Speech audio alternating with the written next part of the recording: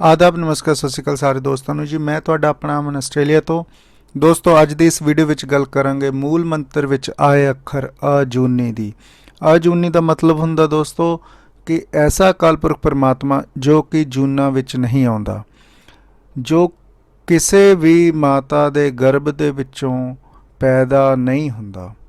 ਸੋ ਐਸੇ ਅਕਾਲ ਪੁਰਖ ਪਰਮਾਤਮਾ ਦੇ ਬਾਰੇ ਦੇ ਵਿੱਚ ਗੁਰੂ ਨਾਨਕ ਸਾਹਿਬ ਜ਼ਿਕਰ ਕਰਦੇ ਹੋਏ ਫਰਮਾਨ ਕਰਦੇ ਨੇ कि अकाल पुरख परमात्मा जी अजूनी ने, जन्म तो रहत ने, जूना विच नहीं आउंदे। हुण दोस्तों गुरबाणी दे विच नौवें पातशाह दा एक हुक्मनामा आंदा, घट घट मैं हर जू बसै संतन किहो पुकार। हुण इत्थे सच्चे पातशाह गुरु तेग बहादुर जी महाराज सानू हुक्मनामा दे रहे ने कि घट घट विच, हरेक घट च, हरेक शरीर दे विच परमात्मा जो है वास करदा है, अकाल पुरख जो है वो बस रहे ने। संतन किहो पुकार, जो महापुरुष संत होए ने उन्होंने यही गल जो है लोगों को होका दे के पुकार के दसी है। सो हुण जे असी इस तुक नूं गुरबाणी दी नूं ध्यान नाल देखीए तां हुण सच्चे पातशाह जदों घटां दी गल करदे ने तां घट दे विच परमात्मा जी विराजमान ने, ये गल कह रहे ने नौवें पातशाह जी। हुण हरेक घट है, चाहे वह पशु पंछियां दा घट है, चाहे वह दरख्तां दा घट है, चाहे वह मनुखां दा घट है, भाव के शरीर, ये जिन्ने भी शरीर ने इन्हां दे विच नौवें पातशाह कहंदे ने अकाल पुरख परमात्मा जी वसदे हन। यही संतां महापुरुषां ने पुकार के गल इंसानां नूं समझाई आ। हुण गल समझण वाली ये है कि ये जिन्ने घटां दा भी जिक्र आपां कीता हुण, चाहे वो मनुख भी तो एक जूनी आ, पर परमात्मा जी गुरु नानक साहब के मुताबिक ही ने अजूनी ने। सो जिन्ने घट ने 84 ਲੱਖ जूना ही ने, इन्हां नूं की कहा जाता, घट गिणिया जाता, चाहे वह मनुखां दा होवे चाहे पशु पंछियां दा होवे। हुण जे गुरु नानक साहब की गल सुनते हैं तो सच्चे पातशाह का हुक्मनामा कि परमात्मा अजूनी है, शरीरां विच आंदा ही नहीं। गुरु नौवें पातशाह इदां कह रहे हैं कि परमात्मा जी हरेक शरीर के अंदर ने। सो ये जिहड़ियां दो गल्लां ने इस तरह लग रही ने जिस तरह की विरोधाभास होवे, एक दूजे नूं कंट्राडिक्टरी करदियां होण गल्लां। लेकिन दोस्तों गुरबाणी दे विच कुछ भी कंट्राडिक्टरी नहीं हैगा। जो गुरु नानक साहब कह रहे हैं उही नौवें पातशाह कह रहे हैं, पर वो गल नूं सानूं समझण दी जरूरत है जो कि असीं इस वीडियो दे विच सांझी करांगे।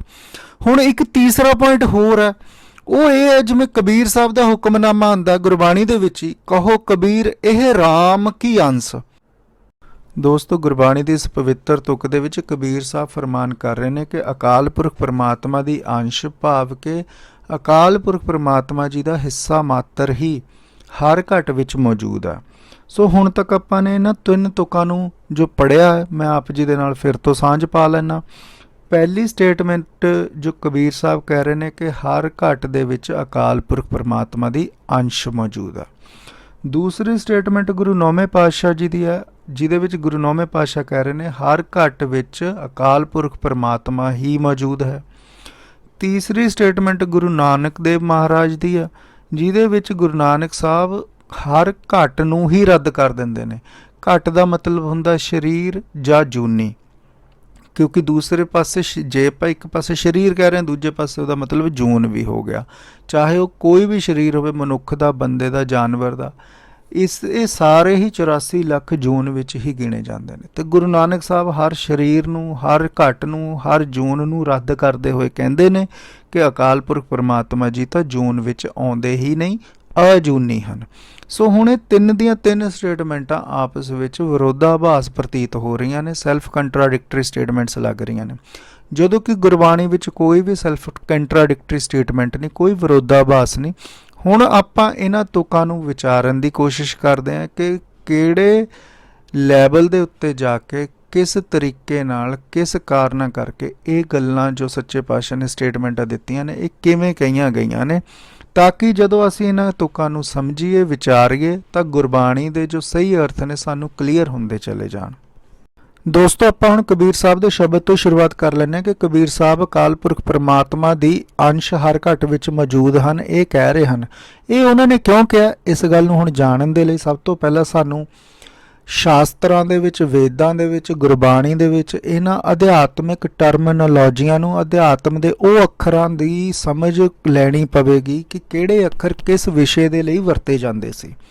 ਜਿਵੇਂ ਅੱਜ ਦੇ ਸਮੇਂ ਵਿੱਚ ਇੱਕ ਅੱਖਰ ਵਰਤਿਆ ਜਾਂਦਾ ਆਤਮਾ, ਉਸ ਦੇ ਅੱਖਰ ਦੇ ਆਉਣ ਦੇ ਨਾਲ ਹੀ ਸਾਡੇ ਮਨ ਦੇ ਵਿੱਚ ਇੱਕ ਸਮਝ ਪੈਦਾ ਹੁੰਦੀ ਹੈ ਕਿ ਮੇਰੇ ਅੰਦਰ ਜਾਂ ਕਿਸੇ ਦੇ ਸਰੀਰ ਦੇ ਅੰਦਰ, ਕਿਸੇ ਦੇ ਘਟ ਦੇ ਅੰਦਰ ਬੈਠੀ ਹੋਈ ਇੱਕ ਜੋਤ ਵਿਰਾਜਮਾਨ, ਇੱਕ ਜੋਤ ਤਾਕਤ ਜੋ ਸਰੀਰ ਨੂੰ ਚਲਾ ਰਹੀ ਹੈ, ਤੋਰ ਫੇਰ ਰਹੀ ਹੈ। ਐਸੀ ਤਾਕਤ ਨੂੰ ਅਸੀਂ ਆਤਮਾ ਕਹਿ ਕੇ ਸੰਬੋਧਨ ਕਰਦੇ ਹਾਂ। ਤੇ ਦੂਸਰਾ ਅੱਖਰ ਆਪਾਂ ਵਰਤਦੇ ਹਾਂ ਪਰਮਾਤਮਾ। ਪਰਮਾਤਮਾ ਦਾ ਮਤਲਬ ਹੈ ਜੋ ਪਰੇ ਹੈ ਆਤਮਾ ਤੋਂ, ਭਾਵ ਕਿ ਮਨ, ਬੁੱਧੀ ਤੇ ਸਮਝ ਤੋਂ ਪਰੇ, ਇੱਕ ਪਰੇ ਕੋਈ ਐਸੀ ਆਤਮਾ ਜੋ ਪੂਰੇ ਬ੍ਰਹਮੰਡ ਦੇ ਵਿੱਚ ਮੌਜੂਦ ਹੈ, ਪੂਰੇ ਬ੍ਰਹਮੰਡ ਨੂੰ ਚਲਾ ਰਹੀ ਹੈ। ਸੋ ਇੱਕ ਅੱਖਰ ਹੈ ਆਤਮਾ ਜੋ ਕਿ ਮੈਂ ਸੰਬੋਧਨ ਕਰਦਾ ਹਾਂ ਮੇਰੇ ਜਾਂ ਕਿਸੇ ਦੇ ਘਟ ਦੇ ਅੰਦਰ ਬੈਠੀ ਹੋਈ ਅੰਸ਼ ਜਾਂ ਤਾਕਤ। ਜਦੋਂ ਮੈਂ ਪਰਮਾਤਮਾ ਅੱਖਰ ਦਾ ਸੰਬੋਧਨ ਕਰਦਾ ਹਾਂ ਤਾਂ ਉਸ ਦਾ ਮਤਲਬ ਹੈ ਮੈਂ ਅਕਾਲ ਪੁਰਖ ਬਾਰੇ ਗੱਲ ਕਰ ਰਿਹਾ ਹਾਂ।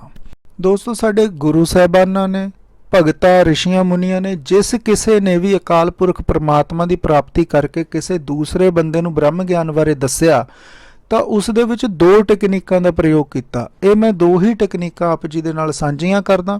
ਤੁਸੀਂ ਇਹਨੂੰ ਗੌਰ ਨਾਲ ਸੁਣਨਾ ਵੀ ਤਾਂ ਕਿ ਬੇਸਿਕ ਕਨਸੈਪਟ ਵੀ ਕਲੀਅਰ ਹੋਵੇ। ਔਰ ਜਦੋਂ ਤੁਸੀਂ ਧਰਮ ਗ੍ਰੰਥ ਪੜ੍ਹੋਗੇ ਤੁਹਾਨੂੰ ਇਹ ਦੋ ਹੀ ਟੈਕਨੀਕਾਂ ਜਿਹੜੀਆਂ ਨੇ ਹਰ ਧਰਮ ਗ੍ਰੰਥ ਵਿੱਚ ਸਾਂਝੀਆਂ ਮਿਲਣਗੀਆਂ। ਸੋ ਚਲੋ ਜੀ ਸ਼ੁਰੂ ਕਰਦੇ ਹਾਂ। ਜੋ ਪਹਿਲੀ ਟੈਕਨੀਕ ਹੈ ਉਸ ਨੂੰ ਕਿਹਾ ਜਾਂਦਾ ਨੇਤ ਟੈਕਨੀਕ। ਸੋ ਇਹ ਕੀ ਟੈਕਨੀਕ ਹੈ ਮੈਂ ਆਪ ਜੀ ਨਾਲ ਸਾਂਝੀ ਕਰਦਾ। ਦੋਸਤੋ, ਨੇਤ ਹੈ ਦਾ ਮਤਲਬ ਹੁੰਦਾ ਨਹੀਂ ਹੈ, ਨਹੀਂ ਹੈ, ਨਹੀਂ ਹੈ। ਭਾਵ ਕਿ ਕਈ ਸਾਰੀਆਂ ਚੀਜ਼ਾਂ ਦੇ ਵਿੱਚੋਂ ਅਸੀਂ ਕਿਸੇ ਇੱਕ ਅਸਲ ਚੀਜ਼ ਤੇ ਪਹੁੰਚਣਾ ਤੇ ਬਾਕੀ ਸਾਰੀਆਂ ਚੀਜ਼ਾਂ ਨੂੰ ਦੇਖ ਕੇ, ਵਿਚਾਰ ਕੇ, ਉਹਨਾਂ ਦੇ ਗੁਣਾਂ ਨੂੰ, ਉਹਨਾਂ ਨੂੰ ਨਕਾਰਦੇ ਜਾਂਦੇ ਹਾਂ ਤੇ ਅਸਲ ਉਸ ਚੀਜ਼ ਤੱਕ ਪਹੁੰਚ ਜਾਂਦੇ ਹਾਂ ਜਿਸ ਤੱਕ ਅਸੀਂ ਪਹੁੰਚਣਾ। ਇਸ ਟੈਕਨੀਕ ਨੂੰ ਹੀ ਨੇਤ ਹੈ ਟੈਕਨੀਕ ਕਹਿੰਦੇ ਨੇ। ਸੋ ਇਸ ਦੇ ਬਾਰੇ ਮੈਂ ਹੁਣ ਹੋਰ ਸਾਂਝ ਪਾਉਣਾ ਤਾਂ ਕਿ ਤੁਹਾਨੂੰ ਹੋਰ ਕਲੀਅਰ ਹੋ ਸਕੇ। ਹੁਣ ਦੋਸਤੋ, ਇਹ ਟੈਕਨੀਕ ਯੂਜ਼ ਕਿਤੇ ਕੀਤੀ ਜਾਂਦੀ ਸੀ? ਇਹ ਟੈਕਨੀਕ ਉਹਨਾਂ ਬੰਦਿਆਂ ਤੇ ਵਰਤੀ ਜਾਂਦੀ ਸੀ ਜਿਹੜੇ ਰੱਬ ਦੀ ਹੋਂਦ ਦੇ ਵਿੱਚ ਵਿਸ਼ਵਾਸ ਕਰਦੇ ਸੀ ਪਰ ਉਹਨਾਂ ਨੂੰ ਬ੍ਰਹਮ ਗਿਆਨ ਨਹੀਂ ਸੀ। ਉਹਨਾਂ ਨੇ ਕਿਸੇ ਰਿਸ਼ੀ ਮੁਨੀ, ਕਿਸੇ ਗੁਰੂ ਸਾਹਿਬਾਨ, ਕਿਸੇ ਭਗਤ ਸਾਹਿਬਾਨ ਦੇ ਅਨੁਭਵ ਨੂੰ ਪੜ੍ਹ ਕੇ ਮਾੜਾ ਮੋਟਾ ਗਿਆਨ ਲਿਆ ਸੀ ਲੇਕਿਨ ਆਪਣਾ ਕੋਈ ਅਨੁਭਵ ਨਹੀਂ ਸੀ। ਉਹਨਾਂ ਨੇ ਗੁਰੂ ਸਾਹਿਬਾਨਾਂ ਜਾਂ ਭਗਤਾਂ ਦੇ ਅਨੁਭਵ ਨੂੰ ਪੜ੍ਹ ਕੇ ਹੀ ਕੁਝ ਸਿੱਖਿਆ ਸੀ ਪਰ ਉਹਨਾਂ ਨੂੰ ਆਪ ਬ੍ਰਹਮ ਗਿਆਨ ਕੋਈ ਨਹੀਂ ਸੀ। ਫਿਰ ਉਹਨਾਂ ਨੂੰ ਬ੍ਰਹਮ ਗਿਆਨ ਕਰਵਾਉਣ ਦੇ ਲਈ ਜਿਹੜੀ ਟੈਕਨੀਕ ਵਰਤੀ ਜਾਂਦੀ ਸੀ ਉਹ ਨੇਤ ਹੈ ਟੈਕਨੀਕ ਵਰਤੀ ਜਾਂਦੀ ਸੀ। ਦੋਸਤੋ, ਹੁਣ ਮੈਂ ਆਪਣੇ ਤੇ ਲਾ ਕੇ ਆਪ ਜੀ ਨਾਲ ਇੱਕ ਉਦਾਹਰਣ ਸਾਂਝੀ ਕਰਦਾ ਤਾਂ ਕਿ ਆਪ ਜੀ ਨੂੰ ਹੋਰ ਗੱਲ ਕਲੀਅਰ ਹੋਵੇ। ਜਿਵੇਂ ਦੋਸਤੋ, ਮੇਰਾ ਰੱਬ ਦੀ ਹੋਂਦ ਵਿੱਚ ਯਕੀਨ ਹੋਣ ਕਰਕੇ ਮੈਂ ਗੁਰਬਾਣੀ ਨੂੰ ਪੜ੍ਹਦਾ ਜਾਂ ਵੇਦਾਂ ਸ਼ਾਸਤਰਾਂ ਨੂੰ ਪੜ੍ਹਦਾ ਤੇ ਉਹਨਾਂ ਦੇ ਕੋਲੋਂ ਕੁਝ ਰੱਬ ਦੇ ਬਾਰੇ ਜਾਣਕਾਰੀ ਨੂੰ ਹਾਸਲ ਕਰਦਾ। ਜਿਵੇਂ ਕਿ ਉਦਾਹਰਣ ਦੇ ਤੌਰ ਤੇ ਮੈਂ ਗੁਰੂ ਅਰਜਨ ਸਾਹਿਬ ਦਾ ਇੱਕ ਹੁਕਮਨਾਮਾ ਪੜ੍ਹ ਲੈਣਾ। ਰੂਪ ਨਾ ਰੰਗ ਨਾ ਰੇਖ ਕਿਛ, ਤ੍ਰੈ ਗੁਣ ਤੇ ਪ੍ਰਭ ਭਿੰਨ। ਹੁਣ ਇਸ ਪਵਿੱਤਰ ਹੁਕਮਨਾਮੇ 'ਚ ਗੁਰੂ ਅਰਜਨ ਸਾਹਿਬ ਦੱਸ ਰਹੇ ਨੇ ਕਿ ਪਰਮਾਤਮਾ ਜੀ ਇਸ ਤਰ੍ਹਾਂ ਦੇ ਹਨ ਜਿਨ੍ਹਾਂ ਦਾ ਕੋਈ ਰੂਪ ਨਹੀਂ, ਰੰਗ ਨਹੀਂ ਤੇ ਰੇਖਾਕਾਰ ਚਿੱਤਰ ਨਹੀਂ ਬਣਾਇਆ ਜਾ ਸਕਦਾ। ਹੁਣ ਇਹ ਜੋ ਜਾਣਕਾਰੀ ਮੈਨੂੰ ਹਾਸਲ ਹੋਈ ਹੈ, ਇਸ ਜਾਣਕਾਰੀ ਨੂੰ ਮੈਂ ਬ੍ਰਹਮ ਗਿਆਨ ਨਹੀਂ ਕਹਿ ਸਕਦਾ ਕਿਉਂਕਿ ਇਹ ਮੇਰਾ ਆਪਣਾ ਅਨੁਭਵ ਨਹੀਂ ਹੈ। ਇਸ ਜਾਣਕਾਰੀ ਨੂੰ ਮੈਂ ਯਾਦ ਕਰ ਸਕਦਾ, ਮੈਮੋਰਾਈਜ਼ ਕਰ ਸਕਦਾ, ਪਰ ਇਹ ਅਨੁਭਵ ਕਿਸ ਦਾ ਹੈ? ਇਹ ਅਨੁਭਵ ਹੈ ਗੁਰੂ ਅਰਜਨ ਸਾਹਿਬ ਮਹਾਰਾਜ ਦਾ। ਉਹਨਾਂ ਨੇ ਅਨੁਭਵ ਕਰਕੇ ਕਿ ਅਕਾਲ ਪੁਰਖ ਪਰਮਾਤਮਾ ਜੀ ਐਸੇ ਹਨ ਜਿਨ੍ਹਾਂ ਦਾ ਕੋਈ ਰੂਪ ਨਹੀਂ, ਰੰਗ ਨਹੀਂ, ਰੇਖ ਨਹੀਂ। ਇਹ ਤਿੰਨ ਲੱਛਣ ਮੈਨੂੰ ਦੱਸ ਦਿੱਤੇ ਨੇ। ਹੁਣ ਮੈਨੂੰ ਇੰਨੀ ਕੁ ਇਹ ਜੋ ਜਾਣਕਾਰੀ ਮਿਲੀ ਆ, ਇਹ ਜਾਣਕਾਰੀ ਨੂੰ ਮੈਂ ਯਾਦ ਕਰਕੇ ਨਹੀਂ ਕਹਿ ਸਕਦਾ ਕਿ ਇਹ ਮੈਨੂੰ ਬ੍ਰਹਮ ਗਿਆਨ ਹੋ ਗਿਆ ਹੈ। ਕਿਉਂਕਿ ਬ੍ਰਹਮ ਗਿਆਨ ਅਨੁਭਵ ਦਾ ਨਾਮ ਹੈ ਜੋ ਗੁਰੂ ਸਾਹਿਬ ਨੇ ਆਪਣੇ ਅਨੁਭਵ ਚੋਂ ਕਰਕੇ ਦੱਸਿਆ ਮੈਨੂੰ। ਹੁਣ ਇਸ ਜਾਣਕਾਰੀ ਨੂੰ ਜੋ ਹੈ ਅਨੁਭਵ ਦੇ ਵਿੱਚ ਬਦਲਣ ਦੇ ਲਈ ਹੁਣ ਕੀ ਕਰਨਾ ਪਵੇਗਾ? ਮੈਨੂੰ ਨੇਤ ਹੈ ਟੈਕਨੀਕ ਦਾ ਇਸਤੇਮਾਲ ਗੁਰੂ ਸਾਹਿਬ ਸਮਝਾਉਣਗੇ। ਹੁਣ ਉਹ ਕਿਵੇਂ ਹੈ ਮੈਂ ਆਪ ਜੀ ਨਾਲ ਅੱਗੇ ਸਾਂਝਾ ਕਰਦਾ। ਹੁਣ ਦੋਸਤੋ, ਆਪਾਂ ਕਿਹਾ ਸੀ ਕਿ ਬ੍ਰਹਮ ਜੋ ਹੈ ਕਣ ਕਣ ਵਿੱਚ ਹਰ ਇੱਕ ਜਗ੍ਹਾ ਦੇ ਉੱਤੇ ਮੌਜੂਦ ਹੈ ਅਕਾਲ ਪੁਰਖ ਪਰਮਾਤਮਾ। ਸੋ ਹੁਣ ਮੈਂ ਨੇਤ ਹੈ ਟੈਕਨੀਕ ਦਾ ਇਸਤੇਮਾਲ ਕਰਦੇ ਹੋਏ ਦੇਖਾਂਗਾ ਕਿ ਜੋ ਸੂਰਜ ਹੈ कि ये सूरज दी लोक बड़े लोग पूजा करते ने, देवता मनते ने, ते की यह परमात्मा है? हुण इस गल का अनुभव जो है वो हुण मैं गुरबाणी दे उस तुक दे नाल मिला के करना। हुण गुरबाणी च गुरु साहब ने अपने अनुभव के मुताबिक मैनू अकाल पुरख के लक्षण दस दिते ने कि अकाल पुरख का कोई रूप नहीं है, तो सूरज का रूप भी है, आपां नूं दिखाई दिंदा रूप गोलकार है। फिर सच्चे पातशाह कहंदे ने रंग नहीं है, सूरज का रंग भी दिखाई दिंदा, आपां नूं लाली दिखाई दिंदी है उसकी। फिर रेख नहीं है, कोई रेखाकार चित्र, कोई सीमा नहीं है उसकी अकाल पुरख की, पर सूरज की तो रेखाकार चित्र गोलाकार बनाया जाता है, सीमा दे विच है। सो सूरज नूं की मैं परमात्मा मन सकदा? फिर मैं कहांगा नेत है, भाव के नहीं है, परमात्मा नहीं हो सकता सूरज। ऐदा ही पूरे ब्रह्मंड दे विच परमात्मा समाया होया, जिन्हों गुरु नानक साहब ने भी लिखा बलिहारी कुदरत बसिया। पर हुण आपां नूं कुदरत तो अकाल पुरख नूं अड्ड करना पैना। तो ये जिहड़ा अड्ड करन दा प्रोसीजर है कि नहीं भाई सूरज भी परमात्मा नहीं हो सकता, गुरु साहब दे मुताबिक ये गल लिखी हुई आ, तो उस मुताबिक सूरज नहीं हो सकता। ऐदा ही करदे करदे पूरे ब्रह्मंड दे विचों जो है सारियां चीज़ां नूं कढ़दे कढ़दे एक अकाल पुरख परमात्मा तक पहुँच जाण दी समझ नूं ब्रह्म ज्ञान कहा जाता। तो उत्थे जाके अनुभव जो होएगा उस स्टेज के उत्ते, उस अवस्था के उत्ते, उस अवस्था नूं ब्रह्म ज्ञान की अवस्था कहा जाता। सो वो किस तरीके नाल होएगी? वो नेत टैकनीक दे नाल होएगी। ते वो किस ते इस्तेमाल होएगी? जिहड़े रब की होंद विच यकीन करते हैं, तो धर्म ग्रंथां दे अनुसार रब के कुछ लक्षणों बारे जानते हैं, उन्हां दे उत्ते इस टैकनीक का गुरु साहिबाना द्वारा या ऋषि मुनियां द्वारा या भगतां द्वारा प्रयोग किया गया ब्रह्म ज्ञान की समझ देण दे लई।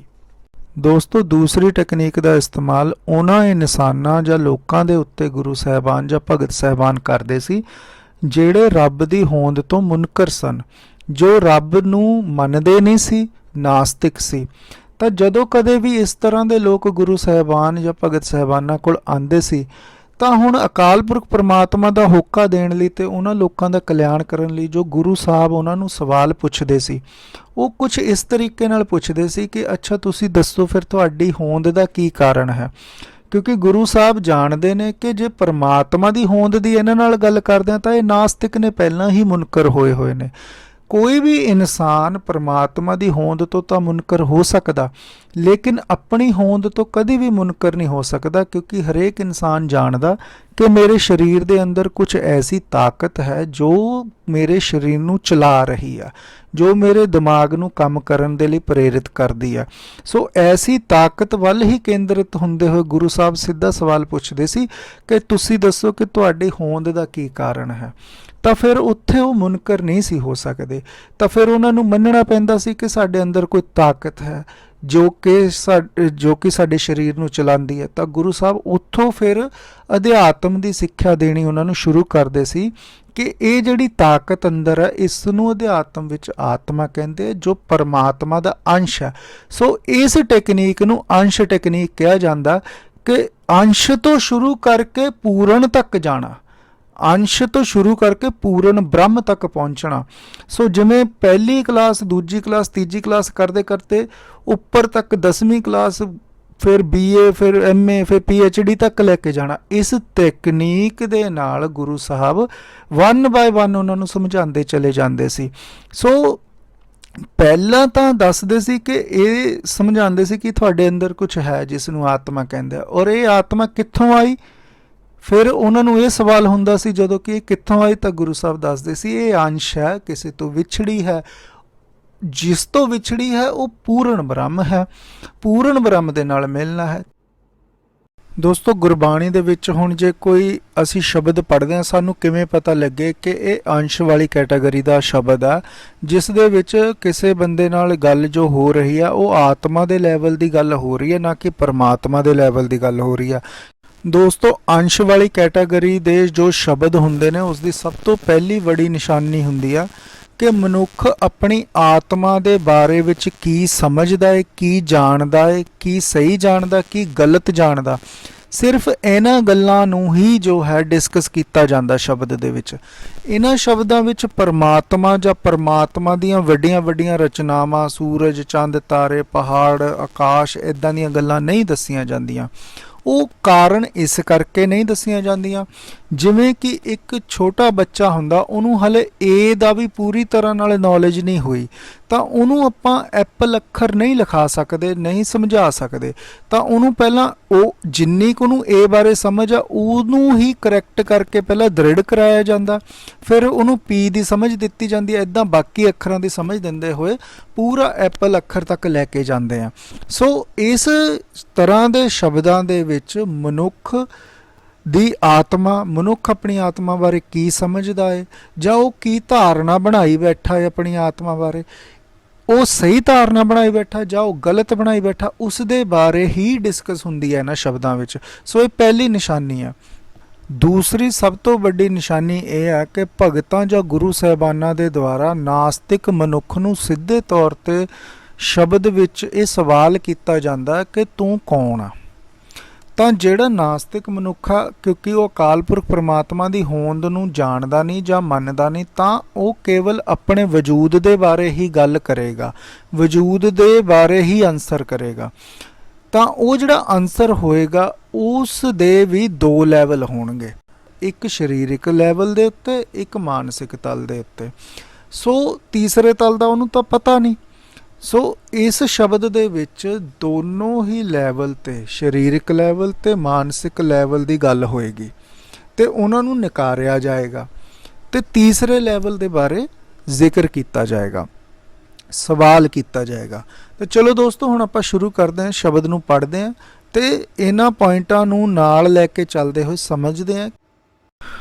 ਗੌਂਡ ਰਾਗ ਦੇ ਵਿੱਚ ਸ਼ਬਦ ਹੈ ਜੀ ਕਬੀਰ ਜੀ ਦਾ, ਨਾ ਇਹ ਮਾਨਸ ਨਾ ਇਹ ਦੇਵ, ਨਾ ਇਹ ਜਤੀ ਕਹਾਵੇ ਸੇਵ, ਨਾ ਇਹ ਜੋਗੀ ਨਾ ਅਵਧੂਤਾ, ਨਾ ਇਸ ਮਾਈ ਨਾ ਕਾਹੂ ਪੂਤਾ। ਆਪਾਂ ਇੱਥੇ ਤੱਕ ਪਹਿਲਾਂ ਇਸ ਸ਼ਬਦ ਨੂੰ ਸਮਝ ਲੈਂਦੇ ਹਾਂ। ਦੇਖੋ, ਇਸ ਸ਼ਬਦ ਵਿੱਚ ਹਾਲੇ ਤੱਕ ਕਿਤੇ ਵੀ ਪਰਮਾਤਮਾ ਜਾਂ ਪਰਮਾਤਮਾ ਦੀ ਬਣਾਈ ਕਾਇਨਾਤ, ਸੂਰਜ, ਚੰਦ, ਤਾਰੇ, ਧਰਤੀ, ਅੱਗ, ਪਾਣੀ ਜਾਂ ਪਰਬਤ, ਦਰਖਤ, ਪਸ਼ੂ, ਇਹਨਾਂ ਦਾ ਜ਼ਿਕਰ ਨਹੀਂ ਆਇਆ। ਸਿਰਫ ਇਨਸਾਨ ਦੇ ਆਸੇ ਪਾਸੇ ਜਾਂ ਉਸ ਦੇ ਸਰੀਰ ਨਾਲ ਸੰਬੰਧਿਤ ਚੀਜ਼ਾਂ ਦਾ ਜ਼ਿਕਰ ਆਇਆ, ਜਿਸ ਨੂੰ ਇਨਸਾਨ ਨੇ ਆਪਣਾ ਵਜੂਦ ਸਮਝਿਆ ਹੋਇਆ। ਪੁਆਇੰਟ ਨੰਬਰ 2 ਹੁਣ ਆਪਾਂ ਦੇਖਦੇ ਹਾਂ, ਉਹ ਜਿਹੜਾ ਆਪਾਂ ਡਿਸਕਸ ਕੀਤਾ ਸੀ ਕਿ ਇਨਸਾਨ ਨੇ ਆਪਣੇ ਵਜੂਦ ਨੂੰ ਦੋ ਲੈਵਲ ਦੇ ਉੱਤੇ ਸਮਝਿਆ ਹੋਇਆ, ਇੱਕ ਸਰੀਰਕ ਲੈਵਲ 'ਤੇ, ਇੱਕ ਮਾਨਸਿਕ ਲੈਵਲ 'ਤੇ। ਲੇਕਿਨ ਇਹ ਵੀ ਇਨਸਾਨ ਦਾ ਅਸਲੀ ਵਜੂਦ ਨਹੀਂ ਹੈ। ਅਸਲੀ ਵਜੂਦ ਜੋ ਹੈ ਉਹ ਤੀਸਰਾ ਲੈਵਲ ਆ, ਆਤਮਿਕ ਲੈਵਲ। ਸੋ ਹੁਣ ਕਬੀਰ ਸਾਹਿਬ ਦੇਖੋ ਇਸ ਤੁਕ 'ਚ ਕਹਿ ਰਹੇ ਨੇ, ਨਾ ਇਹ ਮਾਨਸ ਨਾ ਇਹ ਦਿਓ। ਹੁਣ ਮਾਨਸ ਜੋ ਹੈ, ਮਾਨਸ ਆਪਾਂ ਕਹਿੰਦੇ ਹਾਂ ਜਿਸ ਦਾ ਸਰੀਰ ਹੋਵੇ ਹੱਡ ਮਾਸ ਦਾ, 5 ਤੱਤਾਂ ਦਾ ਪੁਤਲਾ ਬਣਿਆ ਹੋਵੇ, ਉਸ ਨੂੰ ਆਪਾਂ ਮਾਨਸ ਕਹਿੰਦੇ ਹਾਂ। ਸੋ ਇਹ ਕਿਸ ਲੈਵਲ ਦੀ ਗੱਲ ਆ ਗਈ? ਫਿਜ਼ੀਕਲ ਲੈਵਲ ਦੀ। ਸੋ ਫਿਜ਼ੀਕਲ ਲੈਵਲ 'ਤੇ ਜੇ ਕਬੀਰ ਸਾਹਿਬ ਕਹਿ ਰਿਹਾ ਤੂੰ ਆਪਣੇ ਵਜੂਦ ਨੂੰ ਮਾਨਸ ਸਮਝ ਰਿਹਾ, ਪਰ ਇਹ ਨਹੀਂ ਹੈ। ਨਾ ਇਹ ਦਿਓ। ਹੁਣ ਮਾਨਸਿਕ ਤਲ ਦੇ ਉੱਤੇ, ਕਿਉਂਕਿ ਦੇਵਤੇ ਦੀ ਕੈਟਾਗਰੀ ਮਾਨਸਿਕ ਤਲ 'ਤੇ ਆ, ਸੋ ਆਪਾਂ ਕਿਸੇ ਬੰਦੇ ਨੂੰ ਮਾਨਸਿਕ ਲੈਵਲ ਕਰਕੇ ਕਹਿੰਦੇ ਕਿ ਬੰਦਾ ਦੇਵਤੇ ਵਰਗਾ ਹੈ। ਸੋ ਪਹਿਲੀ ਤੁਕ ਦੇ ਵਿੱਚ ਹੀ ਇੱਕ ਫਿਜ਼ੀਕਲ ਕੈਟਾਗਰੀ, ਇੱਕ ਮਾਨਸਿਕ ਕੈਟਾਗਰੀ, ਦੋਨਾਂ ਦਾ ਜ਼ਿਕਰ ਕਬੀਰ ਸਾਹਿਬ ਨੇ ਕੀਤਾ ਅਤੇ ਦੋਨਾਂ ਨੂੰ ਨਕਾਰ ਦਿੱਤਾ ਵੀ ਇਹ ਤੇਰਾ ਵਜੂਦ ਨਹੀਂ, ਨਾ ਤਾਂ ਸਰੀਰ ਤੇਰਾ ਵਜੂਦ ਹੈ, ਨਾ ਹੀ ਮਾਨਸਿਕ ਲੈਵਲ 'ਤੇ ਦੇਵਤਾ ਤੇਰਾ ਵਜੂਦ ਹੈ। ਨਾ ਇਹ ਜਤੀ ਕਹਾਵੇ ਸਿਓ। ਜਤੀ ਹੁੰਦਾ ਹੈ ਬ੍ਰਹਮਚਾਰੀ। ਹੁਣ ਬ੍ਰਹਮਚਾਰਿਆ ਜਿਹੜਾ ਹੈ ਸਰੀਰਕ ਲੈਵਲ ਦੀ ਗੱਲ ਆ। ਸੋ ਇਸ ਤੁਕ 'ਚ ਸਰੀਰਕ ਲੈਵਲ ਦੀ ਗੱਲ ਕੀਤੀ ਜਤੀ ਦੀ। ਕਹਾਵੇ ਸਿਓ, ਸਿਓ ਮਤਲਬ ਆਪਣੇ ਆਪ ਨੂੰ ਤੂੰ ਕਹਾ ਰਿਹਾ, ਮੰਨ ਰਿਹਾ, ਸ਼ਿਵ ਦਾ ਭਗਤ। ਹੁਣ ਕਿਸੇ ਚੀਜ਼ ਨੂੰ ਮੰਨਣਾ, ਕਿਸੇ ਦਾ ਭਗਤ ਬਣ ਜਾਣਾ, ਕਿਸੇ ਦੀ ਆਰਾਧਨਾ ਕਰਨੀ, ਇਹ ਮਾਨਸਿਕ ਲੈਵਲ ਦੀ ਗੱਲ ਹੈ ਕਿ ਤੂੰ ਆਪਣੇ ਆਪ ਨੂੰ ਸ਼ਿਵ ਦਾ ਭਗਤ ਮੰਨੀ ਬੈਠਾ। ਇਹ ਜਿਹੜੀ ਤੇਰੀ ਸੋਚ ਹੈ ਕਿ ਮੈਂ ਸ਼ਿਵ ਦਾ ਭਗਤ ਹਾਂ, ਇਹ ਜਿਹੜੀ ਸੋਚ ਬਣੀ ਹੈ ਇਹ ਮਾਨਸਿਕ ਲੈਵਲ 'ਤੇ ਬਣੀ ਹੈ, ਇਹ ਪਰ ਤੇਰਾ ਅਸਲੀ ਵਜੂਦ ਨਹੀਂ ਆ। ਸੋ ਤੀਸਰੀ ਤੁਕ ਦੇ ਵਿੱਚ ਵੀ ਦੇਖਦੇ ਹਾਂ, ਨਾ ਇਹ ਜੋਗੀ ਨਾ ਅਵਧੂਤਾ। ਨਾ ਤਾਂ ਇਹ ਜੋਗੀ ਆ, ਨਾ ਹੀ ਅਵਧੂਤਾ ਭਾਵ ਕਿ ਤਿਆਗੀ ਆ। ਸੋ ਹੁਣ ਇਹ ਜਿਹੜੀ ਕੈਟਾਗਰੀ ਆ ਇਹ ਮਾਨਸਿਕ ਲੈਵਲ 'ਤੇ ਆ ਕਿ ਮੇਰੀ ਸੋਚ ਦੇ ਵਿੱਚ ਇਹ ਆ ਗਿਆ ਕਿ ਮੈਂ ਜੋਗੀ ਹਾਂ ਜਾਂ ਮੈਂ ਤਿਆਗ ਕੇ ਸਭ ਕੁਝ ਚਲਾ ਗਿਆ, ਤਿਆਗੀ ਹਾਂ। ਸੋ ਇਹ ਮਾਨਸਿਕ ਲੈਵਲ ਦੀ ਗੱਲ ਆ। ਨਾ ਇਸ ਮਾਇਆ ਨਾ ਇਹ, ਨਾ ਕਾਹੂ ਪੂਤਾ, ਨਾ ਇਸ ਮਾਈ, ਸੌਰੀ ਮਾਫ ਕਰਨਾ, ਨਾ ਇਸ ਮਾਈ ਨਾ ਕਾਹੂ ਪੂਤਾ। ਨਾ ਇਹ ਕਿਸੇ ਦੀ ਮਾਤਾ ਹੈ, ਨਾ ਹੀ ਕਿਸੇ ਦਾ ਪੁੱਤ ਹੈ। ਹੁਣ ਇਹ ਕਿਸ ਲੈਵਲ ਦੀ ਗੱਲ ਹੈ? ਇਹ ਸਰੀਰਕ ਲੈਵਲ ਦੀ ਗੱਲ ਹੈ। ਸਰੀਰ ਮਾਂ ਕਰਕੇ ਸਰੀਰ ਹੈ, ਮਾਂ ਕਰਕੇ ਹੀ ਪੁੱਤ ਆ। ਸੋ ਇਹ ਕੈਟਾਗਰੀ ਫਿਜ਼ੀਕਲ ਲੈਵਲ ਦੀ ਗੱਲ ਹੋਊਗੀ। ਸੋ ਇਹ ਦੋ ਕੈਟਾਗਰੀਆਂ ਨੂੰ ਹੀ ਕਬੀਰ ਸਾਹਿਬ ਨਕਾਰਦੇ ਆ ਰਹੇ ਨੇ, ਜੋ ਕਿ ਇਨਸਾਨ ਨੇ ਮੰਨੀਆਂ ਹੋਈਆਂ ਨੇ ਕਿ ਮੈਂ ਕਿਸੇ ਦਾ ਮਾਂ ਹੈ, ਕਿਸੇ ਦਾ ਪਿਓ ਹਾਂ, ਕਿਸੇ ਦਾ ਪੁੱਤ ਹਾਂ, ਮਨੁੱਖਾਂ, ਦੇਵਤਾ, ਜਤੀਆਂ, ਇੱਦਾਂ ਦੇ। ਇਹ ਸਾਰੀਆਂ ਕੈਟਾਗਰੀਆਂ ਨੂੰ ਕਬੀਰ ਸਾਹਿਬ ਨਕਾਰਦੇ ਆ ਰਹੇ ਨੇ। ਹੁਣ ਅਗਲੀ ਤੁਕ ਦੇ ਵਿੱਚ ਕਹਿ ਰਹੇ ਨੇ, ਇਆਂ ਮੰਦਰ ਮਹਿ ਕੌਣ ਬਸਾਈ, ਵੀ ਇਸ ਮੰਦਰ, ਇਸ ਸਰੀਰ ਦੇ ਵਿੱਚ ਜਿਹੜਾ ਅਸਲੀ ਵਜੂਦ ਹੈ ਇਹ ਕੌਣ ਆ ਭਾਈ? ਇਹ ਕੌਣ ਆ ਜਿਹੜਾ ਸਰੀਰ ਚਲਾ ਰਿਹਾ? ਇਹ ਜੋ ਇਸ ਸਰੀਰ 'ਚ ਬੈਠਾ ਹੈ, ਇਹ ਕੌਣ ਚੀਜ਼ ਹੈ? ਕਿਹੜੀ ਤਾਕਤ ਹੈ? ਕੀ ਹੈ ਇਹ? ਹੁਣ ਇਹ ਕੀ ਹੈ? ਇਹ ਤੀਸਰੀ ਕੈਟੇਗਰੀ ਵੱਲ ਇਸ਼ਾਰਾ, ਆਤਮਿਕ ਤਲ ਵੱਲ। ਜਿਹੜਾ ਲੈਵਲ ਆ ਉਹ ਆਤਮਿਕ ਲੈਵਲ, ਉਧਰ ਇਸ਼ਾਰਾ ਤੇ ਸਵਾਲ ਹੈ ਸਿੱਧਾ ਵੀ ਤੂੰ ਕੌਣ ਆ? ਜੇ ਤੂੰ ਇਹ ਉੱਪਰ ਦੀਆਂ ਚੀਜ਼ਾਂ ਨਹੀਂ ਆ ਤਾਂ ਫਿਰ ਇਹ ਚੀਜ਼ ਹੈ ਜਿਹੜੀ ਇਹ ਤੂੰ ਆ, ਇਹ ਕੌਣ ਹੈ? ਇਹਨੂੰ ਕੀ ਕਹਾਂਗੇ? ਉਹ ਹੈ ਆਤਮਾ। ਸੋ ਇਸ ਤੁਕ 'ਚ ਹੀ ਫਿਰ ਅੱਗੇ ਜਾ ਕੇ, ਕਿਉਂਕਿ ਹੁਣ ਕਬੀਰ ਸਾਹਿਬ ਦਾ ਸ਼ਬਦ ਬੜਾ ਲੰਬਾ, ਫਿਰ ਐਂਡ ਦੇ ਵਿੱਚ ਤਾਂ ਹੀ ਕਹਿੰਦੇ ਨੇ, ਕਹੋ ਕਬੀਰ ਇਹ ਰਾਮ ਕੀ ਅੰਸ਼। ਹੁਣ ਇੱਥੇ ਰਾਮ ਨਹੀਂ ਕਿਹਾ, ਰਾਮ ਕੀ ਅੰਸ਼ ਕਿਹਾ, ਕਿਉਂਕਿ ਉਹ ਰਾਮ ਨੂੰ ਤਾਂ ਨਾਸਤਿਕ ਇਨਸਾਨ ਮੰਨ ਹੀ ਨਹੀਂ ਨਾ ਰਿਹਾ ਹਲੇ। ਤਾਂ ਹਲੇ ਜੋ ਬੇਸ ਲੈਵਲ ਆ, ਅੰਸ਼ ਤੱਕ ਲੈ ਕੇ ਆਏ ਨੇ ਉਹਨੂੰ, ਕਿ ਇਹ ਭਾਈ ਜੋ ਮੰਦਰ ਦੇ ਵਿੱਚ ਬੈਠੀ ਹੋਈ ਤਾਕਤ ਆ, ਸ਼ਕਤੀ ਆ, ਜਿਹਨੂੰ ਆਤਮਾ ਕਹਿੰਦੇ, ਇਹ ਰਾਮ ਦੀ ਅੰਸ਼ ਆ। ਕਿਉਂਕਿ ਹੁਣ ਅੰਸ਼ ਤੋਂ ਪਹਿਲਾਂ ਤਾਂ ਉਹ ਸਰੀਰਕ ਤੇ ਮਾਨਸਿਕ ਲੈਵਲ ਨੂੰ ਹੀ ਆਪਣਾ ਵਜੂਦ ਸਮਝਦਾ ਸੀ। ਹੁਣ ਅੰਸ਼ ਨੂੰ ਸਮਝਾ ਰਹੇ ਨੇ ਕਿ ਅੰਸ਼ ਵੀ ਆ। ਤਾਂ ਜਦੋਂ ਇਨਸਾਨ ਨੂੰ ਆਪਣੇ ਅੰਸ਼ ਦਾ ਅਨੁਭਵ ਤੇ ਅਹਿਸਾਸ ਹੋਏਗਾ, ਉਸ ਤੋਂ ਬਾਅਦ ਹੀ ਉਸ ਦੀ ਯਾਤਰਾ ਸ਼ੁਰੂ ਹੋਏਗੀ ਅਧਿਆਤਮਿਕ ਲੈਵਲ ਦੀ। ਤੇ ਫਿਰ ਉਹ ਸਵਾਲ ਪੁੱਛੇਗਾ ਕਿ ਅੱਛਾ, ਜੇ ਫਿਰ ਇਹ ਮੇਰਾ ਵਜੂਦ ਇਹ ਹੈ, ਆਤਮਾ ਮੇਰਾ ਵਜੂਦ ਹੈ, ਫਿਰ ਇਹ ਮੇਰਾ ਵਜੂਦ ਬਣਿਆ ਕਿਸ ਤੋਂ? ਤਾਂ ਫਿਰ ਕਬੀਰ ਸਾਹਿਬ ਉਹਨੂੰ ਜਵਾਬ ਦਿੰਦੇ ਨੇ ਕਿ ਇਹ ਰਾਮ ਦੀ ਅੰਸ਼ ਹੈ, ਰਾਮ ਤੋਂ ਬਣਿਆ ਹੈ। ਹੁਣ ਅੰਸ਼ ਸਮਝਾ ਕੇ ਅੰਸ਼ ਤੋਂ ਪਰਮ ਅੰਸ਼, ਪਰਮਾਤਮਾ ਤੱਕ ਲੈ ਕੇ ਜਾ ਰਹੇ ਨੇ, ਪੂਰਨ ਬ੍ਰਹਮ ਤੱਕ ਲੈ ਕੇ ਜਾ ਰਹੇ ਨੇ। ਦੋਸਤੋ ਹੁਣ ਆਪਾਂ ਗੱਲ ਕਰ ਲੈਂਦੇ ਹਾਂ ਨੌਵੇਂ ਪਾਤਸ਼ਾਹ ਦੇ ਸ਼ਬਦ, ਘਟ ਘਟ ਮੈਂ ਹਰਜੂ ਬਸੈ ਸੰਤਨ ਕਿਹੋ ਪੁਕਾਰ। ਹੁਣ ਇਹਦੇ ਵਿੱਚ ਜਿਹੜੀਆਂ ਗੌਰ ਕਰਨ ਵਾਲੀਆਂ ਗੱਲਾਂ ਮੈਂ ਆਪ ਜੀ ਨਾਲ ਸਾਂਝੀਆਂ ਕਰਦਾ। ਸੱਚੇ ਪਾਤਸ਼ਾਹ ਕਹਿੰਦੇ ਨੇ ਕਿ ਹਰ ਘਟ ਵਿੱਚ ਜਾਂ ਘਟ ਘਟ ਵਿੱਚ ਪਰਮਾਤਮਾ ਹਰੀ ਜੀ ਵਸੇ ਹੋਏ ਨੇ। ਇੱਕ ਗੱਲ ਕਹਿ ਕੌਣ ਰਿਹਾ? ਅਗਲੀ ਤੁਕ 'ਚ ਕਹਿੰਦੇ ਨੇ, ਸੰਤਨ ਕਿਹੋ ਪੁਕਾਰ। ਮਹਾਪੁਰਸ਼ਾਂ ਨੇ ਜਾਂ ਸੰਤਾਂ ਨੇ ਇਹ ਗੱਲ ਪੁਕਾਰ ਕੇ ਕਹੀ। ਹੁਣ ਸਵਾਲ ਇਹ ਪੈਦਾ ਹੁੰਦਾ ਕਿ ਸੰਤ ਕੌਣ ਹੁੰਦਾ? ਸੰਤ ਵੀ ਆਪਾਂ ਨੂੰ ਗੁਰਬਾਣੀ ਤੋਂ ਹੀ ਪੁੱਛਣਾ ਪਊਗਾ। ਆਪਣੇ ਮਨ ਦੇ ਮੁਤਾਬਕ ਕਿਸੇ ਨੇ ਕੋਈ ਕਿਸੇ ਰੰਗ ਦੇ ਕੱਪੜੇ ਪਾਏ ਤੇ ਉਹਨੂੰ ਆਪਾਂ ਸੰਤ ਮੰਨ ਲਈਏ, ਇੱਦਾਂ ਨਹੀਂ ਆ। ਸੰਤ ਦੀ ਨਿਸ਼ਾਨੀ ਦਿੱਤੀ ਹੈ ਸੁਖਮਣੀ ਸਾਹਿਬ 'ਚ। ਗੁਰੂ ਅਰਜਨ ਦੇਵ ਮਹਾਰਾਜ ਹੁਕਮਨਾਮਾ ਕਰਦੇ ਨੇ, ਸੰਤ ਜਨਾ ਕਾ ਪੇਖਣ ਸਭ ਬ੍ਰਹਮ। ਕਹਿੰਦੇ ਸੰਤ ਜਨਾਂ ਦੀ ਦ੍ਰਿਸ਼ਟੀ ਦੇ ਵਿੱਚ ਕੀ ਹੈ ਕਿ ਸੰਤ ਜਨਾਂ ਦੀ ਦ੍ਰਿਸ਼ਟੀ 'ਚੋਂ ਕੈਪੇਬਿਲਿਟੀ ਹੈ ਕਿ ਹਰ ਜਗ੍ਹਾ ਤੇ ਬ੍ਰਹਮ ਨੂੰ ਦੇਖਦੇ ਨੇ। ਹੁਣ ਜੋ ਬ੍ਰਹਮ ਨੂੰ ਦੇਖਣਾ ਹੈ, ਇਹ ਉਹਨਾਂ ਦਾ ਕੀ ਆ? ਆਪਣਾ ਅਨੁਭਵ ਆ, ਇਹ ਉਹਨਾਂ ਦਾ ਆਪਣਾ ਤਜਰਬਾ ਹੈ, ਇਹ ਉਹਨਾਂ ਦੇ ਆਪਣੀ ਐਕਸਪੀਰੀਅੰਸ ਹੈ। ਸੋ ਆਪਣੇ ਐਕਸਪੀਰੀਅੰਸ, ਆਪਣੇ ਅਨੁਭਵ, ਆਪਣੇ ਤਜਰਬੇ ਦੇ ਨਾਲ ਉਹਨਾਂ ਨੇ ਹਰ ਘਟ ਦੇ ਵਿੱਚ ਬ੍ਰਹਮ ਨੂੰ ਦੇਖ ਕੇ ਸਾਨੂੰ ਦੱਸਿਆ ਏ। ਸੰਤਨ ਕਿਹੋ ਪੁਕਾਰ, ਉਹਨਾਂ ਨੇ ਹੋਕਾ ਲਾ ਕੇ ਦੱਸਿਆ ਵੀ ਭਾਈ ਇਹ ਸਾਡਾ ਆਪਣਾ ਪਰਸਨਲ ਤਜਰਬਾ ਕਿ ਹਰ ਘਟ 'ਚ ਬ੍ਰਹਮ ਬੈਠਾ ਹੈ, ਬ੍ਰਹਮ ਸਮਾਇਆ ਹੈ। ਹੁਣ ਗੱਲ ਕੀ ਆ? ਗੱਲ ਇਹ ਆ ਵੀ ਆਪਣੀ ਜਿਹੜੀ ਸਮੱਸਿਆ ਹੈ, ਆਪਣੀ ਸਮੱਸਿਆ ਨੂੰ ਸਮਝੀਏ ਹੁਣ ਥੋੜ੍ਹਾ ਜਿਹਾ। ਗੁਰੂ ਨਾਨਕ ਸਾਹਿਬ ਕਹਿ ਰਹੇ ਨੇ, ਸੁਣ ਵੱਡਾ ਆਖੇ ਸਭ ਕੋਏ, ਕੇਵਡ ਵੱਡਾ ਡੀਠਾ ਹੋਏ। ਕਹਿੰਦੇ ਨੇ ਕਿ ਵੱਡਾ ਰੱਬ ਵੱਡਾ ਹੈ ਰੱਬ ਦੀ ਵਡਿਆਈ ਸਾਰੇ ਸੁਣ ਕੇ ਕਹੀ ਜਾਂਦੇ ਨੇ। ਕੀ ਤੋਂ ਸੁਣ ਕੇ ਕਹੀ ਜਾਂਦੇ ਨੇ? ਸੰਤਾਂ ਮਹਾਂਪੁਰਸ਼ਾਂ ਤੋਂ। ਕਿਉਂਕਿ ਸੰਤਾਂ ਮਹਾਂਪੁਰਸ਼ਾਂ ਦਾ ਤਾਂ ਆਪਣਾ ਤਜਰਬਾ ਹੈ ਨਾ, ਉਹਨਾਂ ਨੇ ਦੱਸਤਾ, ਆਪਾਂ ਉਹਨਾਂ ਤੋਂ ਸੁਣ ਕੇ ਕਹੀ ਜਾਂਦੇ ਆ, ਪਰ ਆਪਣਾ ਤਾਂ ਕੋਈ ਤਜਰਬਾ ਨਹੀਂ। ਤਾਂ ਹੀ ਦੂਸਰੀ ਤੁਕ 'ਚ ਕਿਹਾ, ਕਹਿੰਦੇ ਕੇਵਡ ਵੱਡਾ ਡੀਠਾ ਹੋਏ। ਕਹਿੰਦੇ ਤੁਹਾਡੇ ਲਈ ਤਾਂ ਵੱਡਾ ਤਾਂ ਬਣੂ ਰੱਬ ਜੇ ਤੁਹਾਨੂੰ ਦਰਸ਼ਨ ਹੋਣਗੇ, ਜੇ ਦੇਖਿਆ ਹੋਊ ਰੱਬ। ਤੁਹਾਡਾ ਆਪਣਾ ਕੋਈ ਤਜਰਬਾ ਨਹੀਂ, ਤੁਸੀਂ ਕਿਸੇ ਦੇ ਤਜਰਬੇ ਤੋਂ ਸੁਣ ਕੇ ਗੱਲਾਂ ਕਰੀ ਜਾਂਦੇ ਹੋ ਵੀ ਵੱਡਾ ਹੈ ਵੱਡਾ ਹੈ ਵੱਡਾ ਹੈ। ਸੋ ਇਹੀ ਸਾਡੀ ਸਮੱਸਿਆ ਹੁਣ ਇਸ ਟਾਈਮ ਤੇ ਚੱਲ ਰਹੀ ਹੈ ਕਿ ਅਸੀਂ ਮਹਾਂਪੁਰਸ਼ਾਂ ਦੇ ਬਚਨ ਤਾਂ ਸੁਣ ਲਏ ਕਿ ਹਰ ਘਟ ਵਿੱਚ ਰਾਮ ਆ, ਹਰ ਘਟ ਦੇ ਵਿੱਚ ਹਰ ਜੀ ਵਸੇ ਹੋਏ ਨੇ, ਠੀਕ ਆ, ਪਰ ਇਹ ਤਾਂ ਮਹਾਂਪੁਰਸ਼ਾਂ ਦੇ ਸੰਤਾਂ ਦੇ ਤਜਰਬੇ ਸੀ, ਸਾਡਾ ਤਾਂ ਕੋਈ ਤਜਰਬਾ ਨਹੀਂ। ਸੋ ਜਦੋਂ ਸਾਡਾ ਕੋਈ ਤਜਰਬਾ ਨਹੀਂ ਤਾਂ ਅਸੀਂ ਉਸੇ ਚੀਜ਼ ਨੂੰ ਸੁਣ ਕੇ ਫਿਰ ਅਸੀਂ ਉਹ 'ਤੇ ਪੱਕਾ ਕਰ ਲਿਆ ਵੀ ਅੰਦਰ ਹੀ ਬੈਠਾ ਰੱਬ। ਤਜਰਬਾ ਕੋਈ ਕੀਤਾ ਨਹੀਂ। ਜੇ ਹੁਣ ਕੱਲਾ ਅੰਦਰ ਤੱਕ ਕੇ ਰੱਬ ਨੂੰ ਸੀਮਤ ਕਰ ਦਈਏ ਤਾਂ ਗੁਰਬਾਣੀ ਦੇ ਵਿੱਚ ਗੁਰੂ ਅਰਜਨ ਦੇਵ ਸਾਹਿਬ ਦੇ ਹੁਕਮਨਾਮੇ ਆਉਂਦੇ ਨੇ, ਅੰਤਰ ਬਾਹਰ ਰੱਬ ਰਿਹਾ ਤਿਸਨੋਂ ਜਾਣੇ ਦੂਰ। ਤਾਂ ਹੁਣ ਤਾਂ ਇੱਥੇ ਸੱਚੇ ਪਾਤਸ਼ਾਹ ਕਹਿੰਦੇ ਅੰਦਰ ਵੀ ਆ ਬਾਹਰ ਵੀ ਆ। ਹੋਰ ਲੈ ਲਓ ਹੁਕਮਨਾਮਾ, ਕਹਿੰਦੇ ਅੰਤਰ ਬਾਹਰ ਰਿਹਾ ਭਰਪੂਰੇ। ਗੁਰੂ ਪੰਚਮ ਪਾਤਸ਼ਾਹ ਕਹਿੰਦੇ ਅੰਦਰ ਬਾਹਰ ਭਰਪੂਰ ਵਸਿਆ ਹੋਇਆ। ਹੁਣ ਇੱਥੇ ਤਾਂ ਅੰਦਰ ਦੀ ਗੱਲ ਹੀ ਨਹੀਂ ਕੀਤੀ, ਬਾਹਰ ਦੀ ਵੀ ਗੱਲ ਕਰਤੀ। ਨਾਨਕ ਜਿਨ ਗੁਰ ਪੂਰਾ ਪਾਇਆ, ਪੰਚਮ ਪਾਤਸ਼ਾਹ ਦਾ ਇੱਕ ਹੋਰ ਹੁਕਮਨਾਮਾ, ਕਹਿੰਦੇ ਜਿਨ੍ਹਾਂ ਨੂੰ ਪੂਰਾ ਗੁਰੂ ਮਿਲ ਗਿਆ, ਨਾਨਕ ਜਨ ਗੁਰ ਪੂਰਾ ਪਾਇਆ। ਜਿਸ ਬੰਦੇ ਨੇ ਪੂਰਾ ਗੁਰੂ ਪ੍ਰਾਪਤ ਹੋਇਆ, ਮਿਲ ਗਿਆ, ਉਹਨੂੰ ਕੀ ਪਤਾ ਲੱਗਿਆ? ਕਹਿੰਦੇ ਅੰਤਰ ਬਾਹਰ ਏਕ ਦਿਖਾਇਆ। ਉਹਨੂੰ ਬ੍ਰਹਮ ਅੰਦਰ ਤੇ ਬਾਹਰ, ਇੱਕੋ ਹੀ ਬ੍ਰਹਮ ਅੰਦਰ ਵੀ ਤੇ ਬਾਹਰ ਵੀ, ਇੱਕ ਕਰਕੇ ਦਿਖਾਤਾ। ਹੁਣ ਇੱਥੇ ਅੰਦਰ ਦੀ ਗੱਲ ਵੀ ਕਰਤੀ, ਬਾਹਰ ਦੀ ਵੀ ਕਰਤੀ, ਪਰ ਹੁਣ ਆਪਾਂ ਤਾਂ ਤਜਰਬਾ ਕੋਈ ਕੀਤਾ ਨਹੀਂ, ਕਿਸੇ ਤੋਂ ਸੁਣ ਕੇ ਅੱਧੀ ਗੱਲ ਬਸ ਇਹੀ ਰੌਲਾ ਪਾ ਲਿਆ ਵੀ ਅੰਦਰ ਆ ਅੰਦਰ ਆ, ਤੇ ਗੁਰੂ ਸਾਹਿਬ ਤਾਂ ਬਾਹਰ ਵੀ ਕਹਿ ਰਹੇ ਨੇ ਹੁਣ।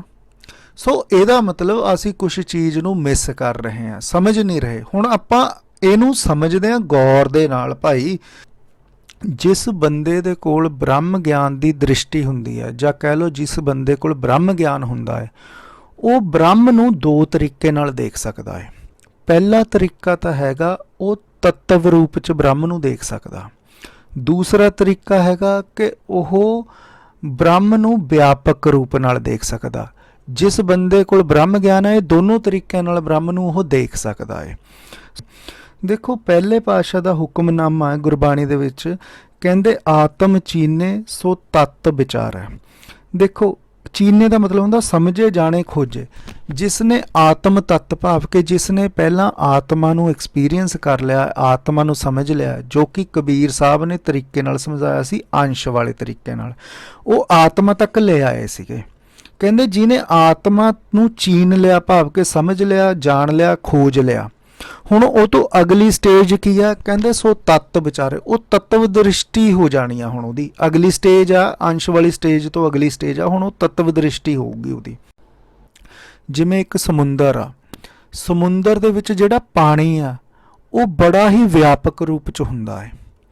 ਜੇ ਆਪਾਂ ਉਸ ਪਾਣੀ 'ਚੋਂ ਇੱਕ ਬੂੰਦ ਕੱਢ ਲਈਏ, ਉਹ ਬੂੰਦ ਕੀ ਆ? ਸਮੁੰਦਰ ਦਾ ਅੰਸ਼ ਰੂਪ ਆ। ਤੇ ਹੁਣ ਤੱਤਵ ਰੂਪ ਕੀ ਹੋਊਗਾ? ਜੇ ਆਪਾਂ ਉਸ ਬੂੰਦ ਨੂੰ ਲੈਬੋਰਟਰੀ 'ਚ ਚੈੱਕ ਕਰਾਈਏ ਤਾਂ ਲੈਬੋਰਟਰੀ 'ਚੋਂ ਜੋ ਨਿਕਲ ਕੇ ਫਾਰਮੂਲਾ ਆਊਗਾ ਉਹ ਆਊਗਾ H2O, ਕਿ ਭਾਈ ਇਹ H2O ਦੀ ਬਣੀ ਹੋਈ ਆ ਬੂੰਦ। ਤੇ ਜੇ ਆਪਾਂ ਸਮੁੰਦਰ ਦੇ ਪਾਣੀ ਨੂੰ ਚੈੱਕ ਕਰਾਈਏ, ਫਾਰਮੂਲਾ ਉਹਦਾ ਵੀ H2O ਹੀ ਆਣਾ ਹੈ। ਇਹ ਨਹੀਂ ਹੈ ਕਿ ਫਾਰਮੂਲਾ ਅਲੱਗ ਆਊ। ਇਹਦਾ ਮਤਲਬ ਕੀ ਹੈ ਕਿ ਸਮੁੰਦਰ ਜਾਂ ਸਮੁੰਦਰ ਦੀ ਇੱਕ ਬੂੰਦ, ਉਹਨਾਂ 'ਚ ਤੱਤ ਸੇਮ ਹੀ ਆ।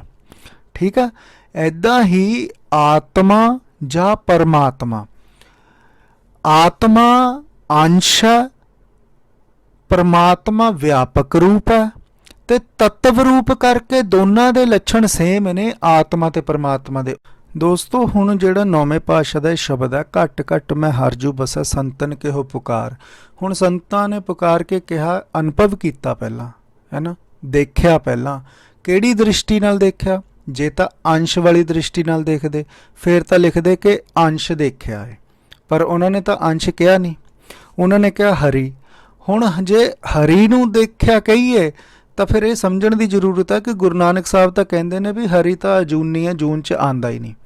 ਤਾਂ ਫਿਰ ਇਹ ਕਿਹੜੀ ਦ੍ਰਿਸ਼ਟੀ ਹੈ ਜਿਹਦੇ ਨਾਲ ਦੇਖ ਰਹੇ ਨੇ? ਉਹ ਹੈ ਤੱਤਵ ਵਾਲੀ ਦ੍ਰਿਸ਼ਟੀ, ਕਿਉਂਕਿ ਤੱਤ ਵਾਲੇ ਲੈਵਲ ਤੇ ਹੀ ਆਤਮਾ ਤੇ ਪਰਮਾਤਮਾ ਸੇਮ ਨੇ, ਕਿਉਂਕਿ ਆਤਮਾ ਦੇ ਵੀ ਉਹੀ ਲੱਛਣ ਨੇ ਜੋ ਪਰਮਾਤਮਾ ਦੇ ਨੇ। ਜਿਵੇਂ ਕ੍ਰਿਸ਼ਨ ਜੀ ਮਹਾਰਾਜ ਕਹਿੰਦੇ ਨੇ ਕਿ ਆਤਮਾ ਕੱਟੀ ਨਹੀਂ ਜਾ ਸਕਦੀ, ਜਲਾਈ ਨਹੀਂ ਜਾ ਸਕਦੀ, ਡਬੋਈ ਨਹੀਂ ਜਾ ਸਕਦੀ, ਉਡਾਈ ਨਹੀਂ ਜਾ ਸਕਦੀ, ਬਿਲਕੁਲ ਇਹੀ ਲੱਛਣ ਪਰਮਾਤਮਾ ਦੇ ਨੇ। ਸੋ ਤੱਤ ਕਰਕੇ ਆਤਮਾ ਤੇ ਪਰਮਾਤਮਾ ਸੇਮ ਹੈ। ਜਿਵੇਂ ਪਾਣੀ ਚਾਹੇ ਸਮੁੰਦਰ ਦਾ ਚਾਹੇ ਬੂੰਦ ਦਾ, ਫਾਰਮੂਲਾ ਉਹਨਾਂ ਦਾ ਸੇਮ ਹੀ ਹੈ, ਤੱਤ ਸੇਮ ਹੈ। ਇੱਦਾਂ ਹੀ ਤੱਤ ਵਾਲੀ ਦ੍ਰਿਸ਼ਟੀ ਦੇ ਨਾਲ ਦੇਖ ਕੇ, ਤੱਤਵ ਗਿਆਨ ਦੇ ਨਾਲ ਉਹਨਾਂ ਨੇ ਕਿਹਾ ਕਿ ਹਰੀ ਜੀ ਤੱਤਵ ਦ੍ਰਿਸ਼ਟੀ ਨਾਲ ਜੇ ਦੇਖੀਏ ਤਾਂ ਹਰੀ ਜੀ ਹਰ ਘਟ ਵਿੱਚ ਸੇਮ ਨੇ। ਦੋਸਤੋ ਹੁਣ ਮੈਂ ਆਪਣੀ ਗੱਲ ਨੂੰ ਕਨਕਲੂਡ ਕਰਦਾ। ਜੋ ਕੁਝ ਵੀ ਆਪਾਂ ਨੇ ਡਿਸਕਸ ਕੀਤਾ ਤੇ ਨਾਲ ਹੀ ਆਪਾਂ ਅਜੂਨੀ ਨੂੰ ਵੀ ਡਿਸਕਸ ਕਰਦੇ ਕਿਉਂਕਿ ਇਹਦੇ ਬਾਰੇ ਗੱਲ ਨਹੀਂ ਹੋਈ। ਸੋ ਅੰਸ਼ ਰੂਪ, ਤੱਤਵ ਰੂਪ, ਵਿਆਪਕ ਰੂਪ ਤੇ ਅਜੂਨੀ ਰੂਪ ਨੂੰ ਹੁਣ ਮੈਂ ਕਨਕਲੂਡ ਕਰਨ ਲੱਗਿਆ ਗੁਰੂ ਗ੍ਰੰਥ ਸਾਹਿਬ ਮਹਾਰਾਜ ਦੇ ਵਿੱਚੋਂ ਇੱਕ ਉਦਾਹਰਨ ਲੈ ਕੇ। ਇਹ ਉਦਾਹਰਨ ਨੂੰ ਮੈਂ ਪਹਿਲਾਂ ਸੌਖੇ ਭਾਸ਼ਾ ਵਿੱਚ ਤੁਹਾਡੇ ਨਾਲ ਸਾਂਝੀ ਕਰਦਾ ਤੇ ਫਿਰ ਜੋ ਜਿਵੇਂ ਲਿਖੀ ਹੈ ਸੱਚੇ ਪਾਤਸ਼ਾਹ ਨੇ ਗੁਰੂ ਗ੍ਰੰਥ ਸਾਹਿਬ ਮਹਾਰਾਜ 'ਚ ਉਹ ਸ਼ਬਦ ਮੈਂ ਆਪ ਜੀ ਨਾਲ ਸਾਂਝਾ ਕਰਾਂਗਾ। ਦੇਖੋ ਦੋਸਤੋ, ਜਿਵੇਂ ਇੱਕ ਘੜੇ ਨੂੰ ਆਪਾਂ ਸਮੁੰਦਰ 'ਚ ਡੁਬੋ ਕੇ ਉਹਦੇ ਵਿੱਚੋਂ ਪਾਣੀ ਭਰ ਲੈਂਦੇ ਹਾਂ ਤੇ ਹੁਣ ਜਿਹੜਾ ਸਮੁੰਦਰ ਦਾ ਪਾਣੀ ਆ ਉਹ ਵੱਖ ਹੋ ਗਿਆ ਹੈ, ਘੜੇ ਦਾ ਪਾਣੀ ਵੱਖ ਹੋ ਗਿਆ ਹੈ। ਜੋ ਸਮੁੰਦਰ ਹੈ ਉਹ ਇੱਕ ਵਿਆਪਕ ਰੂਪ ਹੈ, ਜੋ ਘੜੇ ਦੇ ਵਿੱਚ ਪਾਣੀ ਹੈ ਉਹ ਅੰਸ਼ ਰੂਪ ਆ। ਹੁਣ ਇੱਥੇ ਅਜੂਨੀ ਵਾਲਾ ਕਨਸੈਪਟ ਜਿਹੜਾ ਇਹ ਸਮਝਦੇ ਆ, ਕੀ ਘੜੇ ਵਿੱਚ ਪੂਰਾ ਸਮੁੰਦਰ ਸਮਾ ਸਕਦਾ? ਕੀ ਘੜੇ ਦੇ ਵਿੱਚ ਆਪਾਂ ਪੂਰਾ ਸਮੁੰਦਰ ਭਰ ਸਕਦੇ ਹਾਂ? ਤਾਂ ਇਹਦਾ ਜਵਾਬ ਹੈ ਨਹੀਂ, ਪੂਰਾ ਸਮੁੰਦਰ ਭਰਿਆ ਨਹੀਂ ਜਾ ਸਕਦਾ ਘੜੇ ਦੇ ਵਿੱਚ, ਕਿਉਂਕਿ ਘੜੇ ਦੀ ਇੰਨੀ ਕਪੈਸਿਟੀ ਨਹੀਂ ਕਿ ਉਹ ਪੂਰੇ ਸਮੁੰਦਰ ਦਾ ਪਾਣੀ ਆਪਣੇ 'ਚ ਸਮਾ ਲਵੇ। ਇਸੀ ਤਰੀਕੇ ਦੇ ਨਾਲ ਜਿਹੜਾ ਵਿਆਪਕ ਸਮੁੰਦਰ ਦਾ ਰੂਪ ਜਿਵੇਂ ਘੜੇ ਦੇ ਵਿੱਚ ਨਹੀਂ ਸਮਾ ਸਕਦਾ, ਇਸੀ ਤਰ੍ਹਾਂ ਵਿਆਪਕ ਹਰ ਜਗ੍ਹਾ 'ਤੇ ਪਾਰ ਬ੍ਰਹਮ ਅਕਾਲ ਪੁਰਖ ਪਰਮਾਤਮਾ ਸਰੀਰਾਂ ਵਿੱਚ ਪੂਰੀ ਤਰ੍ਹਾਂ ਦੇ ਨਾਲ ਨਹੀਂ ਸਮਾ ਸਕਦਾ। ਸੋ ਪੂਰੀ ਤਰ੍ਹਾਂ ਦੇ ਨਾਲ ਨਾ ਸਮਾਨ ਕਰਕੇ ਅਜੂਨੀ ਕਿਹਾ, ਕਿਉਂਕਿ ਜਿਹੜਾ ਤਾਂ ਪਾਣੀ ਘੜੇ ਦੇ ਵਿੱਚ ਆ ਗਿਆ ਉਹ ਤਾਂ ਕੈਦ ਵਿੱਚ ਆ ਗਿਆ ਨਾ। ਜਿਹੜਾ ਪਰਮਾਤਮਾ ਦਾ ਅੰਸ਼ ਟੁੱਟ ਕੇ ਸਰੀਰ ਦੇ ਵਿੱਚ ਪਿਆ ਆਤਮਾ ਰੂਪ, ਉਹ ਤਾਂ ਫਿਰ ਕੈਦ 'ਚ ਆ ਗਿਆ, ਜੂਨਾਂ ਦੇ ਵਿੱਚ ਆ ਗਿਆ। ਪਰ ਪੂਰਨ ਤਰ੍ਹਾਂ ਨਾਲ ਬ੍ਰਹਮ ਤਾਂ ਨਹੀਂ ਨਾ ਸਮਾ ਸਕਦਾ ਸਰੀਰ ਵਿੱਚ, ਇਸ ਕਰਕੇ ਪੂਰਨ ਬ੍ਰਹਮ ਜੋ ਹੈ ਉਹ ਕੈਦ ਵਿੱਚ ਆ ਹੀ ਨਹੀਂ ਸਕਦਾ, ਜੂਨ ਵਿੱਚ ਆ ਹੀ ਨਹੀਂ ਸਕਦਾ। ਇਸ ਲਈ ਗੁਰੂ ਨਾਨਕ ਸਾਹਿਬ ਉਸ ਨੂੰ ਅਜੂਨੀ ਕਹਿੰਦੇ ਨੇ।